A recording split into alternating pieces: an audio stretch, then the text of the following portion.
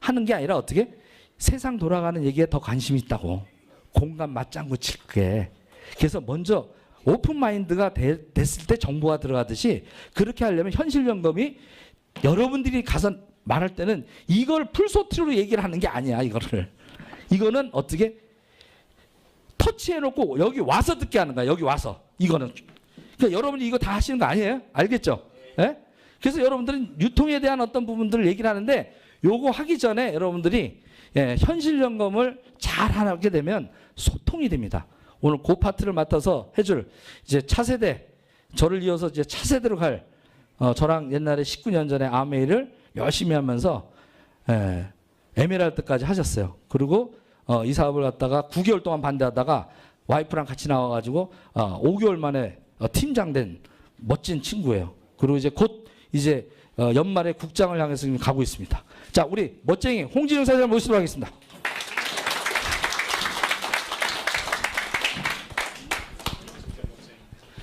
안녕하십니까. 다이아몬드 마스터 홍진영입니다. 참 19년 만에 무대에 서보네요. 예, 지금 좀 전에 저한테 저를 소개해 주신 문호성 사장님이 저의 스폰서십니다. 예, 기쁠까요? 안 기쁠까요? 예, 무지하게 좋죠. 예, 그리고 지난주에 여기서 제품 설명을 해주셨던 이정혜 다이아몬드 마스터랑 한 집에 같이 살고 있습니다.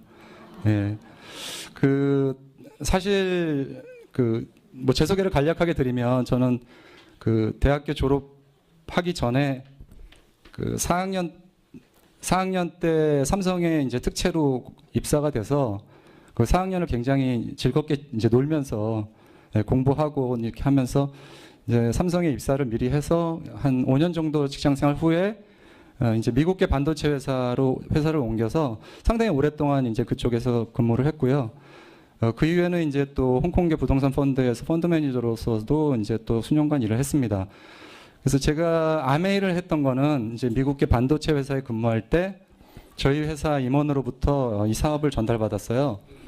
그래서 처음에 그 당시 그러니까 7, 8년 전에도 연봉이 거의 한 1억 가까이 받고 있었으니까 꽤 괜찮은 소득이었는데 늘 마음 한구석에 막연한 게 뭐가 있었냐면 그러니까 은퇴 후 노년에 과연 내가 안정적으로 라이프 스타일을 자녀들 다 키우고까지도 가능할까라는 부분에 대한 불안한 감이 늘 갖고 있었거든요. 그래서 뭔가 회사 일 말고 새로운 어떤 사업거리나 이런 것들을 계속 찾았었거든요. 그런 와중에 전달을 받았기 때문에 한 4년 반을 진짜 열심히 했습니다.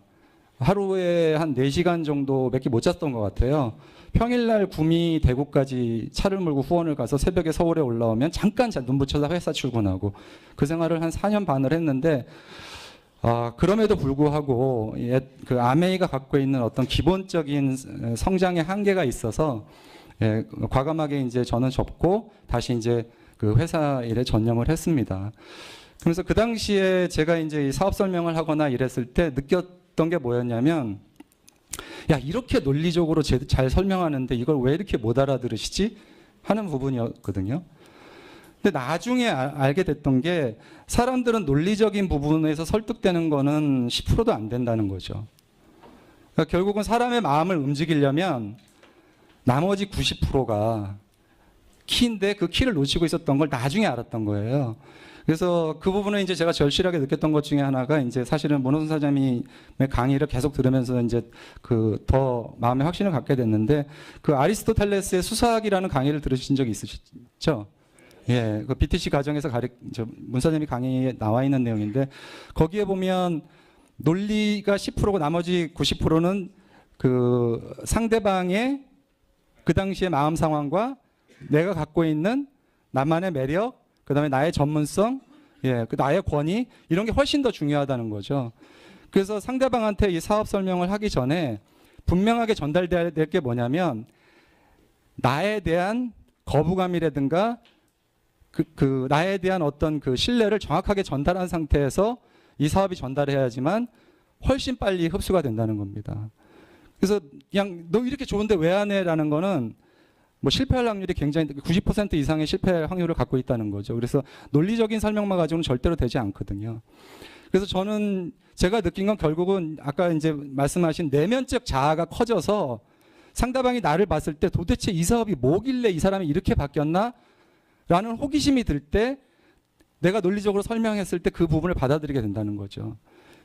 그래서 사업 설명 듣자마자 나가시는 분들이 나가서 바로 설명하면 100% 깨지는 이유가 그런 것 때문이거든요. 그래서 내면적 자아의 성장 없이 이 사업이 성공하기는 거의 어렵다고 봅니다. 그래서 오늘 이제 제가 그 준비한 내용은 뭐냐면 한국경제 2017년 우리는 지금 어디로 가고 있느냐 하는 부분인데요. 우리가 어디로 가는지를 왜 알아야 할까요?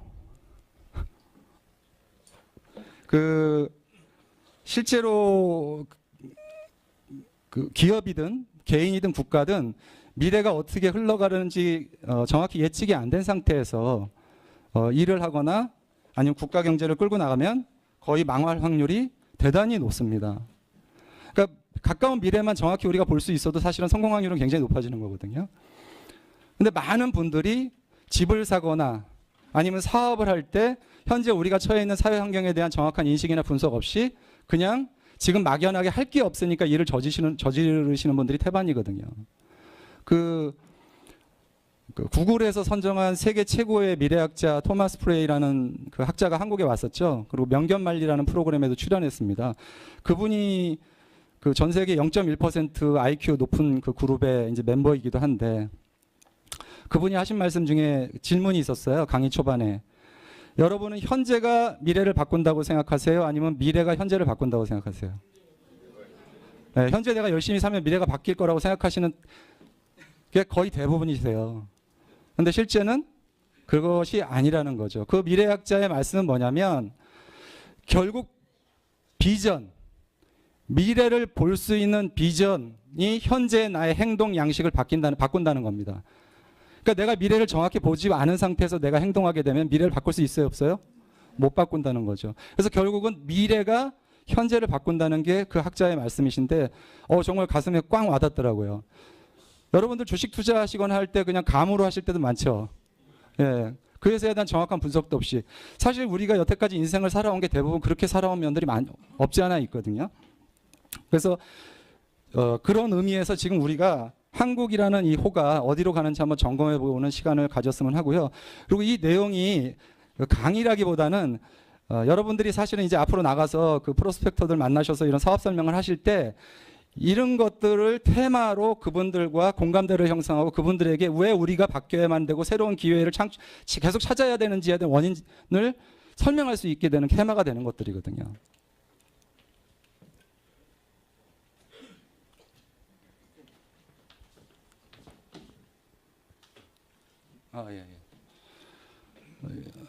예, 오늘 여기 계신 분들은 전부 다 여기 가운데에 있는 요 노란 예, 인형처럼 너무나 집중들을 잘 해주시고 계시네요. 감사합니다. 예, 이제 간단한 퀴즈 먼저 내볼까요? 이거는 이제 그 현재 수명이 점점 길어지고 있는 상황에서 몇 가지 이제 예를 가지고서 인간 수명의 3과 7을 사자성어로 한번 분석해 본 거예요. 지금 이제 무병 장수 시대라고 해서 100세 시대라고 하지 않습니까? 자, 그럼 오래 사는데 병도 없고 돈도 많아요. 이걸 사자성어로 뭐라고 할 수 있을까요?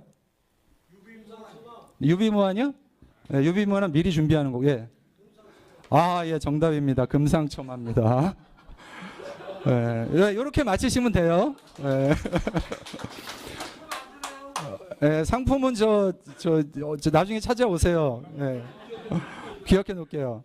그다음에 오래 사세요. 오래 사시는데 병이 걸리셨네. 근데 돈은 이게 뭐죠? 아유, 예.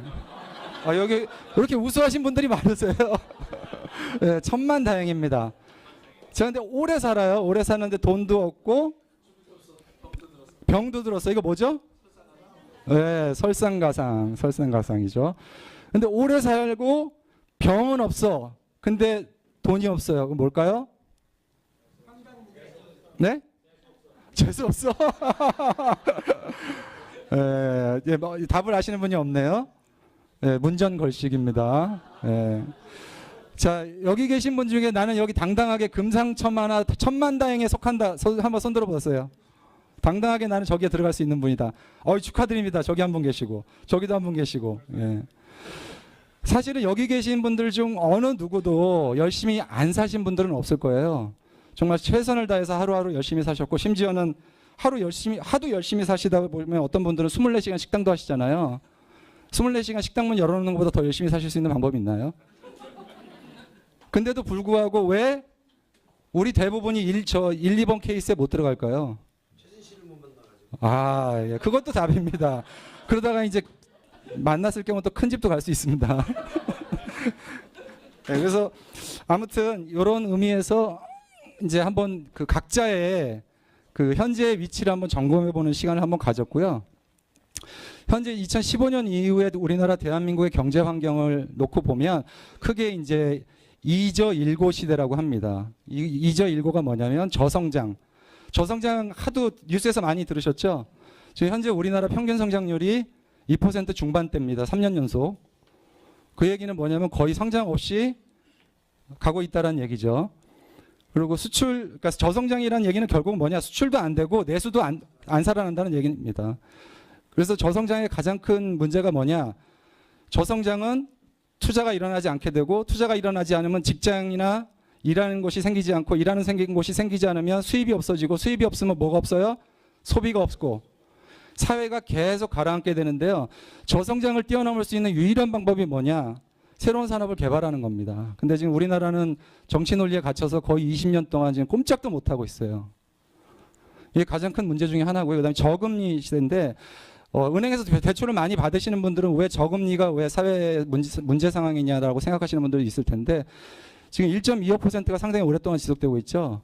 근데 지금 현재 실제 금리는 상승 중이에요. 대출 금리 요즘 얼마인 줄 아세요? 실제. 예, 거의 이제 5% 육박하고 있는데, 한국은행 기준금리는 1.5%인데 왜 그렇게 5%까지 육박하게 됐을까요? 정부가 그냥 옛날 같았으면 규제하고 그렇게 하지 말라고 막 할 텐데 왜 그럴까요? 지금 우리나라 가계부채가 1,300조가 넘었습니다. 1,300조가 넘었는데 그 오늘 신문 보니까 올 1년 동안 1,400조가 늘었어요. 140조가 늘었어요. 1년간. 역대 최고로 가계부채가 빨리 늘은 거예요. 근데 이 저금리가 지속되면 그 문제가 뭐냐면, 그 정부 입장에서는 가계부채가 늘어나면 경제의 탄력성이 떨어지고, 그 다음에 나중에 경기가 좋아져서 금리를 올리려고 해도 올릴 수가 없는 게 너무나 많은 신용불량자를 양산하게 되는 거죠. 그래서 지금 굉장히 큰 사회 문제 중에 하나입니다. 그 다음에 세 번째가 고령화. 이 고령화는 조금 있다가 이제 뒷부분에 좀 심각하게 다룰 텐데, 그 일본이 지금 고령화 때문에 엄청나게 심각한 상황을 겪고 있어요. 두부 한 모 사러 30분을 걸어갑니다. 그리고 그 주유소에 기름 넣으려고 30분을 운전하고 가고요. 인구가 줄어들다 보니까 기존에 있었던 가게들이 다 문을 닫고 주유소가 문을 닫아요. 6만 개에서 4만 개로 줄었어요, 주유소가. 우리나라도 지금 일본을 쫓아오고 있죠. 그래서 저성장이 우리 처음 이제 파트에 있는 저성장이 우리 삶에 주는 의미가 도대체 무엇인지 한번 신중하게 한번 생각해 볼 필요가 있는데, 앞부분에 잠깐 짚은 것처럼, 그러면 여러분이 저성장 때문에 전 세계적으로 일어나는 현상이 있어요. 다 아는 현상. 어떤 게 있었을까요? 예, 오바마 대통령 다음에 누가 대통령 됐죠? 예, 트럼프가 대통령 된 게 저성장이 가장 큰 원인 중에 하나입니다. 미국의 모든 마트에 가보면요, 중국이나 동남아에서 생산하는 싸고 싼 인건비로 만들어진 제조품이 다 차 있어요. 미국에서 생산되는 거 거의 없습니다. 그러다 보니까 미국 내의 직장들이 다 어떻게 됐을까요? 문을 다 닫았어요. 이번에 트럼프한테 몰표를 준 모든 지역은 과거에 잘 살았던 동네들입니다. 공장이 많아가지고. 그래서 저성장 속에서 그 사람들은 점점 자기주의가 되죠. 남 탓하게 되고, 그러면서 트럼프가 대통령이 된 건, 이 사람은 반자유무역주의자다. 이 사람은 반이민주의자다. 국민들한테 그렇게 보인 겁니다. 이 사람은 우리나라 아메리카만을 위해서 열심히 하겠구나. 그게 이제 저성장의 한 현상으로 발생된 거죠. 그 다음에 두 번째가 작년에 좀 시끌시끌했던 게 뭐 있죠? 브렉시트 마찬가지입니다. 그러니까 EU에 있는 많은 나라들이 다 직장을 가려고 어디로 갔냐? 영국으로 가고 독일로 갔어요. 그러다 영국에 있는 그런 사람들은 어떻게 됐을까요? 예, 실직자가 되는 겁니다. 왜? 영국 사람들보다 유럽에 못 사는 나라에서 온 EU 다른 국가에서 온 사람들이 인건비가 싸니까. 그래서 브렉시트가 일어난 겁니다. 국민들의 절반 이상이 EU에서 탈퇴해야 됐다고 투표한 이유가 그런 거거든요. 이 저성장이 주는 의미가 상당히 사실은 여러분들이 알게 되면 커요. 이거를 그냥 무심코 넘기면 안 되고요. 우리나라는 지금 지난 20년 동안 코스피 주요 기업들의 그 매출률이 성장률이 거의 지금 둔화되어 있는 상태예요. 정체. 영업이익률 마찬가지입니다. 지난 6년간 영업이익률이 5%대를 밖에 유지를 못하고 있어요. 그 얘기는 뭐냐? 아까 말씀드린 것처럼 새로운 산업이 나타나고 있지 않다라는 겁니다. 그래서 여러분들이 이 저성장에 대해서 한번 심각하게 고민하셔야 되고요. 이걸 이제 실질적으로 우리한테 주는 영향들입니다. 만약 성장률이 1%가 하락되면 실업자 수 늘어나죠. 근로세 수 줄어들죠. 법인세 수 줄어들죠. 가계부채 늘어나죠. 가계소득 줄어듭니다. 만약 1%가 하락됐다는 걸 한번 가정했을 때 2012년 기준입니다. 대졸자가 저 당시에 48만 9천 명이었어요. 성장률 2.3%를 적용해보면 전체 대졸자 48만 9천 명 중에 몇 명이 직장을 못 갔나요? 31만 명이 취업난을 걷게 되는 겁니다. 그래서 여러분, 제가 사실 저희 회사에서, 저는 아직 이제 이 사업을 직장을 다니면서 하고 있는데, 지금 저희 회사에서 제가 직원들을 뽑습니다. 이력서를 받아보면, 대학 졸업한 지 10년 동안 아르바이트만 한 사람들 인건도 있어요. 뭐 나쁜 대학을 나온 게 아니에요. 서울에 있는 괜찮은 대학을 나왔는데도 지난 10년 동안 변변한 회사에서 한 번도 근무 맡은 친구들이 꽤 많습니다. 이게 우리나라가 상당히 오랫동안 지금 저성장 기조로 갔기 때문이거든요. 이게 대한민국의 성장률 추이입니다. 앞으로 좋아질 확률 거의 없고요. 현재 우리는 앞으로 향후 몇 년 동안 우리나라 성장률은 2.5%대에서 위아래로 왔다 갔다 할 거라고 보는 게 전문가들 의견이고요. 지금 IMF가 2017년에 우리나라 올해죠. 전망률 를 3%로 예측했는데 이걸 다시 수정했어요. 그리고 아예 수정 데이터 제출을 안 했습니다. 2%대로 그냥 추정할 뿐인 거죠. 그리고 이 경제 성장률과 굉장히 밀접한 게 뭐냐면 금리입니다. 여러분들은 아까도 말씀드렸지만 금리가 굉장히 중요하다고 말씀드렸는데 저성장에는 금리가 항상 저금리로 갈 수밖에 없습니다. 왜냐하면 경제를 활성화시켜야 되기 때문에. 그래서 지금 2016년에 2.6% 경제 성장했다고 발표가 났죠. 그리고 지금 OECD에서 2030년에 우리나라 경제 성장률 지표 발표한 게 0.7%입니다. 0.7%. 굉장히 심각한 수치입니다. 그리고 저성장 속에서는 이제 저금리가 항상 같이 돌아가는데 여기서 이제 아까 말씀드린 이제 또 금리 부분도 한번 짚어볼 필요가 있어요. 우리가 왜 금리에 대해서 왜 이렇게 민감한 걸까요? 금리가. 왜냐하면 자본주의가 태동한 게 인류 역사 50만 년으로 놓고 보면 자본주의라는 게 이 세계에 생긴 게 만약 50만 년을 24시간으로 나눈다면 1분도 안 지난 게 자본주의거든요. 그전에는 자본주의라는 게 없었어요. 불과 16세기 후반인가요? 영국에서 금세공업자들이 은행을 갖다 어떻게 하다가 잘못해서 만든 게 그 은행 시스템인데 그게 자본주의의 시작이 됐죠. 그런데 기본적으로 자본주의는 빚 시스템입니다. 빚으로 돌아가는 게 자본주의거든요. 만약 한국은행에서 5천억을 발행했어요. 그러면 시중에 최대 얼마까지 돈이 돌 수 있을까요? 네? 아니요. 금액으로 5천억을 발행하면 얼마가 돈이 시중에서 돌 수 있을까요? 네? 그러니까 많은 분들이 내가 은행에서 돈을 빌리면 다른 사람이 예금해서 그 돈을 날 빌려준 줄 아는 착각하고 있거든요. 사실은 이 자본주의 시스템은 실제 이 자본주의 시스템은 은행가들을 위한 시스템이나 마찬가지인데요. 5천억을 발행하면 실제 시중에 돌아다닐 수 있는 돈이 얼마냐면 6조 60억입니다. 지급 준비율이라는 거 아시죠? 예, 지급 준비율 현재 3.5%, 평균 지급 준비율이 3.5%죠. 3.5%를 지급 준비율 기준으로 봤을 때 5천억을 발행했는데 6조 60억 원이 대출돼요. 그게 어떻게 가능하냐? 5천억이 만들어져서 투자자한테 돈을 빌려서 줍니다. 이 사람은 물건 사고 어떻게 해서 또 5천억을 또 쓰겠죠? 이 사람은 이걸 들고 다 쓰나요? 은행에 또 집어넣죠. 들어간 돈의 3.5%만 남겨놓고 이 사람들은 또 대출해 줍니다.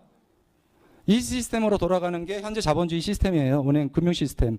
그래서 신용통화가 저렇게 발생하는 겁니다. 실제 돈은 5천억밖에 없는데 장부상에 돈이 생겨서 6조 60억이라는 빚이 생기는 겁니다. 결국은 이 전체 세상에.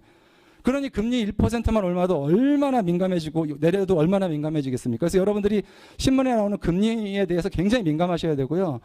금리가 어떻게 변하느냐에 따라 채권을 팔아야 될지, 부동산을 팔아야 될지, 주식을 사야 될지 이런 것들이 다 정해져 있어요. 법칙적으로는. 물론 이대로 100% 돌아가진 않지만 그 시점이 이 시점인지 모르기 때문에 전문가들밖에 못하는 게 금융투자긴 하죠. 그래서 금리에 대해서 민감하게 아셔야 되고요. 지금 우리나라 가계소득과 가계대출에 대한 비교인데 이 큰 문제가 뭐냐면 가계소득 증가율은 2.6%밖에 안 됐습니다. 2015년도 1분기 기준입니다. 2015년도 1분기 기준으로. 소득은 2.6%밖에 안 올랐는데 동기 가계빚이 몇 퍼센트 올랐어요? 7.3%. 몇 배입니까? 예, 3배. 예, 내 소득 올라가는 것보다 빚이 3배가 더 늘었다는 거죠. 또 가계 부채가 늘어나면 소비가 어떻게 될까요? 예, 엄청나게 줄어듭니다. 그래서 지금 OECD 국가 평균의 가계 부채가 와 처분 가능 소득이 내가 이걸 다 팔아서 은행 뭐 이렇게 처분할 수 있는 이런 처분 가능 소득이겠죠. 뭐 그런 것들이 OECD 국가 평균이 132%입니다. 근데 한국은 몇 프로예요? 151%. OECD 국가 중에 우리보다 높은 나라들이 유일하게 한 5개국 정도가 있는데 전부 다 어디 있냐면 북유럽에 있습니다. 북유럽에 잘 사는 나라들. 신기하죠? 그 왜 그럴까요? 사회보장제도가 하도 잘 돼 있다 보니까 이 나라 사람들은 굳이 자산을 많이 갖고 있을 필요가 없어요. 그래서 가처분 소득이 필요 없는 사람들. 그렇게 많이. 그러다 보니까 거꾸로 우리보다 가계부채가 그 비율로 보면 높은 거지 OECD 국가 중에서는 사실 우리나라가 지금 이 가처분 소득 대비 가계부채가 가장 높다고 보시면 됩니다. 그런 이유를 빼고는. 근데 이제 우리한테 지금 그 발등에 떨어진 불이죠. 오늘 신문에 나왔는데 IMF가 한국에다가 경고했습니다. 가계부채 너무 많다고. 가계부채가 가장 기형적으로 많은 나라로 해서 발표가 됐는데 미국 같은 선진국들은 대부분 부채가 발생되는 나이가 30대에서 40대입니다. 근데 한국은 지금 부채 픽스 맥시멈에서 줄어드는 나이가 56세. 그 원인이 뭐냐? 대부분 사회생활 하시다가 자영업 하시겠다고 은퇴하셔서 자영업 하시겠다고 은행에서 대출 받았다가 예, 파산하는 경우들이 많죠. 그래서 한국의 지금 가계대출의 구조적인 문제점들이 굉장히 많은데 그 두 번째가 또 전세금입니다. 전세금 대출. 집값의 거의 90%, 80% 육박하죠. 그러니까 집값 떨어지면 그 돈 다 어떻게 돼요? 예, 일본처럼 부동산 버블 꺼질 때처럼 한국도 폭삭 잘못하면 가라앉을 수 있습니다. 그런 여러 가지 내용 때문에 IMF에서 권고했죠. 앞으로 대출 원리금 상환없이 대출하지 않도록 권고했죠. 그래서 실질적으로 3월 1일부터 우리나라도 원리금 상환 30분의 1씩 해야 됩니다. 첫 빌리는 달부터. 그리고 대출도 쉽지 않고요. 왜? DTI, DTI debt to income이라고 해서 내 인컴 소득 대비 부채 그거를 다 따져보거든요. 그래서 DTI 다 따져서 갚을 수 없는 사람한테는 빌려주지 말라는 얘기입니다. 한국. 안 그러면 나중에 결국 문제 생긴다는 거죠. 지금 저금리 시대 종원 신호탄이 일어나면서 미국 평균 금리가 얼마죠? 0.5에서 0.75인가 그렇죠. 근데 미국이 금리를 작년에 잠깐 올렸어요. 조금 올렸고 앞으로 2019년까지 2%대까지 올리겠다고 하고 있습니다. 근데 미국이 금리를 올리면 어떻게 될까요? 미국 금리 올리는 게 도대체 내 인생하고 무슨 상관이 있을까요? 네? 예, 작년에 미국이 금리 잠깐 올린 것 때문에 중국에서 돈이 얼마나 빠져나가는 줄 아세요? 달러가? 예, 4조 달러에서 3조 언더로 떨어졌습니다. 불과 몇 달 만에 1조 달러가 빠져나갔고요. 한국도 만약 미국이 금리를, 그러니까 지금 한국과 정부의 가장 큰 딜레마 중에 하나입니다. 미국이 금리를 올리면 우리도 금리를 올려야 원화 가치를 유지하면서 돈이 빠져나가지 않는데 금리를 올렸다가는 지금 가계부채 1,300조가 넘는 이 경제 상황 속에서 할 수 없이 지금 계속 돈을 갚아라 하는 겁니다. 어쩔 수가 없는 상황인 거죠. 그래서 지금 굉장히 심각한 상황입니다. 그렇다고 금리를 안 올리고 계속 있으면 부동산은 담보로 또 대출은 또 계속해서 늘어나는 걸 막을 수가 없는 상황인 거죠. 지금 우리나라 굉장히 지금 심각한 이중고에 겪고 있고요. 이제 세 번째 아까 말씀드린 고령화인데요. 이 고령화가 왜 무서운지 감을 모르시는 분들이 많으실 텐데 고령화가 결국 뭐냐면 65세 이상의 인구 비율입니다. 그래서 7% 이상가 되면 고령화 시대고 14% 이상이면 고령 시대, 20% 이상은 초고령 시대.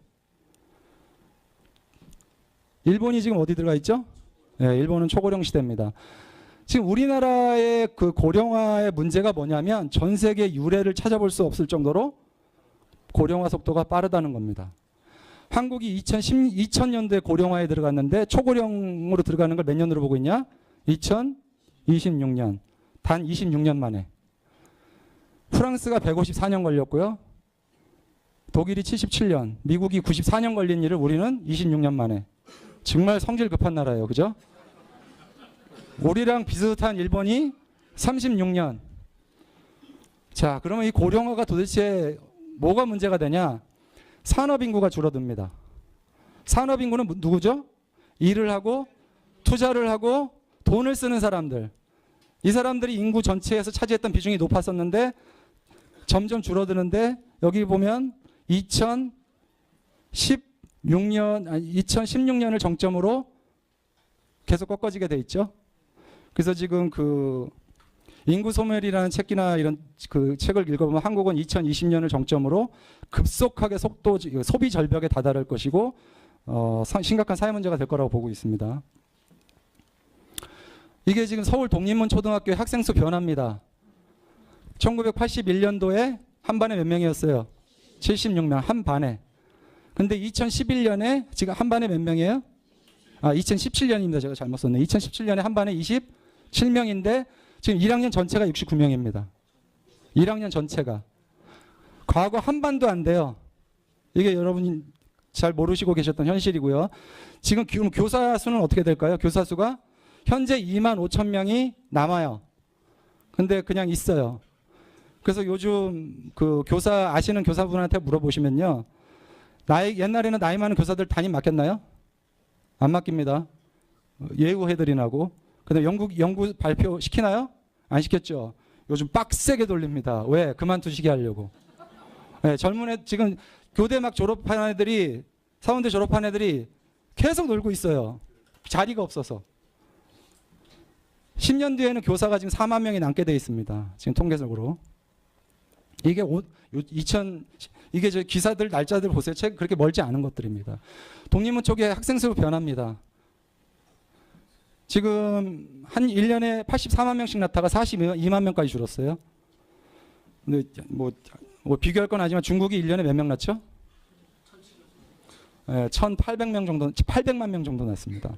중국 애들이 우리나라 와서 한 번만 놔주고 가면 좋을 텐데. 네, 어마어마하게 지금 인구가 줄어들고 빠른 속도로 줄어들고 있어요. 그래서 서울 청소년하고 노인 인구 변화 한번 보십시오. 65세 이상 인구하고 15세 미만 인구. 심각하죠. 네, 오히려 노인 인구가 15세 미만보다 많아졌어요. 자, 그럼 고령화가 되면은 어떻게 되냐? 이제 가까운 일본이 우리보다 한 발짝 먼저 갔으니까 일본이 보통 사회 현상이 우리보다 20년 앞서가거든요. 일본을 한번 볼까요? 일본의 신규 수감자 수 60세 이상의 비율이 2004년도에 9.8%는 지금 몇 %예요? 17%. 왜 이렇게 됐을까요? 예, 정부가 지원하는 노인 독거노인 최저성 개비가 98만, 기초연금 78만, N. 근데 고령자 수감 비용 얼마예요? 420만엔. 감옥에 있는 게 편할까요? 집에 있는 게 편할까요? 네. 감옥에 가면 건강검진 해주고요. 약도 주고요. 밥도 주고요. 네. 본의 아니게 죄를 저지르게 되는 거죠. 여러분 이게 심각한 겁니다. 수감자 비율의 60세 이상이 17%나 살고 있다는 거는 엄청나게 높은 비율인데 우리나라도 지금 저기를 굉장히 빠른 속도로 쫓아가고 있어요. 이게 고령화 사회의 비극입니다. 감옥을 택하는 사람들이라는. 고령화에 따른 사회 변화 일본을 한번 볼게요. 다른 겁니다. 빈집 현황입니다. 2013년 10월 기준이에요. 나마나시라는 곳은 22%가 집이 비어 있고요. 와키야마라는 데는 18%가 집이 비어 있습니다. 100채면 18집이 비어 있다는 거죠. 실제 최근에 일본의 시골에 가보신 분들은 뭐 빈집 너무 많아가지고 놀랬다는 분들 많거든요. 그래서 총 6,063만 채 중에 빈집이 몇 %냐? 820만 채. 13.5%가 일본은 지금 빈집입니다. 그래서 할아버지 할머니 부모님으로부터 집을 유산을 상속받아요. 근데 가서 살 수가 없어. 그래서 그냥 빈집으로 있는 거예요. 팔리지도 않고. 그게 일본입니다. 한국도 멀지 않았습니다. 고령화에 따른 사회 변화 일본 볼까요? 세계에서 가장 늙은 나라죠. 아까도 말씀드린 것처럼 주유소 가는데 30분씩 차를 타고 갑니다. 왕복 1시간 걸려서 기름 넣을 건 뭐하러 늘어가죠?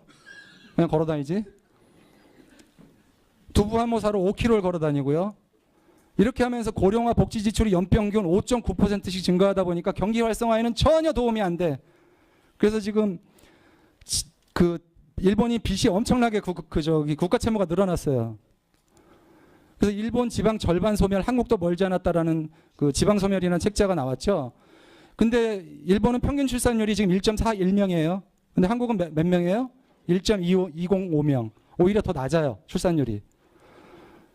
근데 사실은 젊은 친구들한테 애 좀 많이 낳으라고 할 수도 없는 게 제가 깜짝 놀랐어요. 애 유치원 보내는데 한 달에 180만 원을 낸대요. 살이 굴이 다 떨어져서 갈 데가 없어가지고 보내는데. 그럼 도대체 요즘 직장인들 월급 가지고 180만 원 유치원비 내면 도대체 무슨 수로 먹고 사냐는 거죠. 애를 낳고 싶어도 낳을 수가 없는 거죠. 그래서 노인 인구 부양 비율로 보면 95년도에 43.4%가 일본이었는데 지금 우리나라가 2015년 기준으로 38.1%. 그러니까 한 명이 0.38명을 먹여 살리는 구조예요, 지금 우리나라는요. 그리고 90년대 인구 부양 비율이 급격하게 상승해서 일본은 지금 GDP의 220%까지 육박했어요. 네. 자, 이거 중요합니다. 이거 심각하게 보셔야 되는데요. 이게 기사가 며칠째죠? 2017년 2월 기사입니다. 그러니까 바로 요번 달 기사죠. 일본의 마스다 보고서라는 게 있습니다. 이게 뭐냐면은 이제 애를 낳을 수 있는 20대에서 39살 때까지 여성과 65세 이상의 노인 비율을 가지고 그 인구 비율이 결국은 이 도시가 소멸할 건지 살아남을 건지를 분석한 보고서예요. 마스다 보고서. 여기 보시면 일본의 시구 정촌, 우리는 보면 읍면 동리입니다. 2040년에 몇 퍼센트가 사라진다고 나오나요? 49.8%.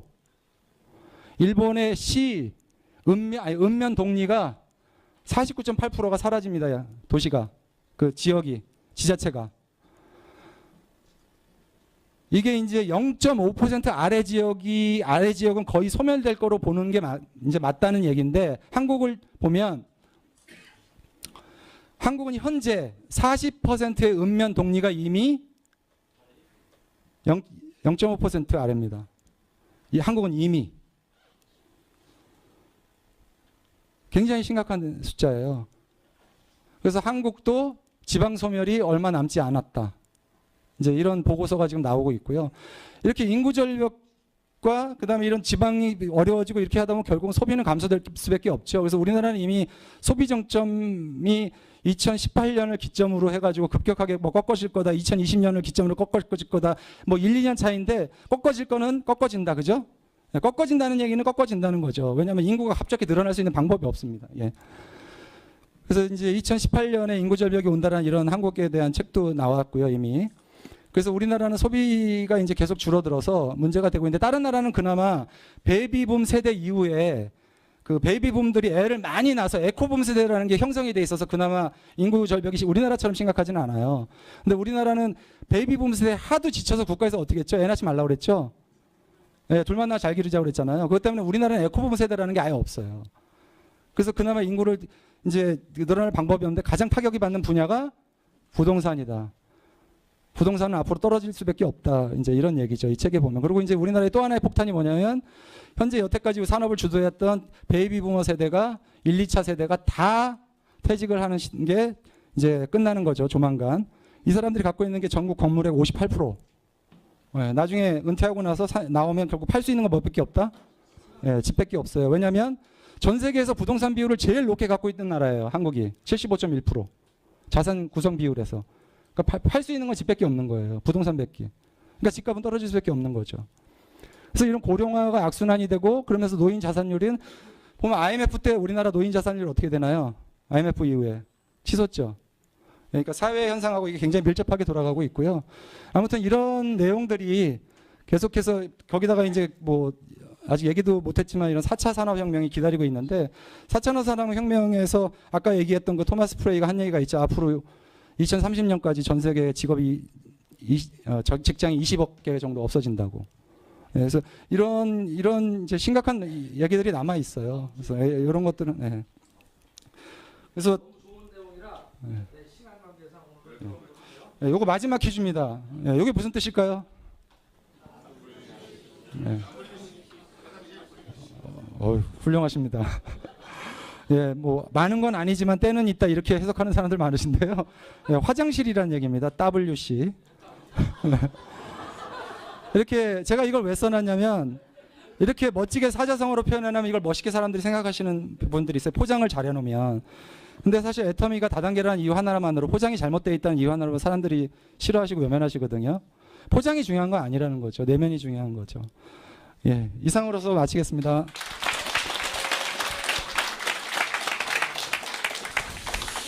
네, 첫 데뷔인데 역시 죽지 않았다. 예, 예. 제 아우입니다.